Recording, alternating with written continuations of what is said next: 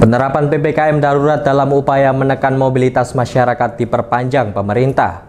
Dari data perhitungan secara keseluruhan, pelaksanaan PPKM baru membatasi mobilitas warga sebesar 15%, dari target sebanyak 50%. Titik-titik penyekatan bahkan masih terlihat ramai, sementara pemerintah Kota Bekasi melalui wali kota mengakui jika dirinya kesulitan menekan mobilitas warganya. Hal ini dikarenakan Kota Bekasi merupakan titik transit antar provinsi. Meski pemberlakuan PPKM darurat sudah berjalan dan terus diperpanjang, namun hasil analisa tingkat keberhasilan penyekatan di PPKM darurat dinilai hanya mampu menekan mobilitas warga sebesar 15%. Lalu lintas atau mobilisasi warga di titik penyekatan pos PPKM sejauh ini masih terlihat tinggi. Seperti di titik penyekatan PPKM Sumber Arta, Kota Bekasi, meski volume pergerakan menurun namun lalu lintas masih terpantau ramai.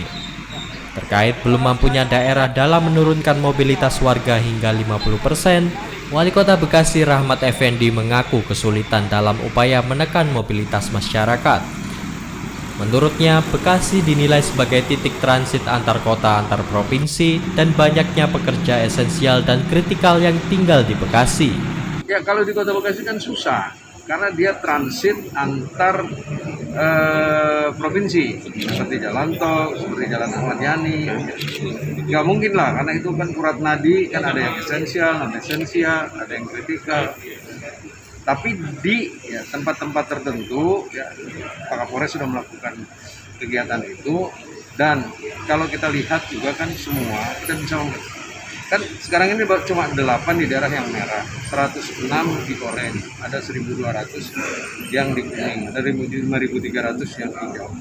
Jadi memang kita bervarian sebenarnya, tapi kita sudah melaksanakan itu untuk memenuhi supaya pandemi ini tidak menyebar begitu cepatnya. Kalau persoalan tegas sih kan kita udah justisi sudah kita lakukan, titik-titik sudah kita lakukan, sentra ekonomi sudah hampir lumpuh, terus sampai ibadah juga kan ditiadakan, walaupun imen yang sekarang itu boleh melakukan tadi, tapi tidak berjemaah, artinya tidak banyak orang. Ini sudah kita lakukan semua. Kita lihat aja hasilnya seminggu ini lagi. Kasusnya menurun, tinggal angka kematiannya ini masih. Ya tadi kalau zona merahnya cuma ada 8, oranye ada 106, kuningnya ada 1000. Kan kalau ini turun, berarti kuning turun, hijau naik kan. Untuk diketahui 8 daerah di Kota Bekasi dilaporkan masuk sebagai zona merah. 106 diantaranya zona oranye dan 1.200 masuk sebagai zona kuning, di mana tren kasus sedikit menurun meski tingkat kematian masih tinggi. Pemerintah daerah memastikan siap melakukan tindakan tegas guna menekan mobilitas warga di tengah tren kasus COVID-19 terjadi lonjakan signifikan.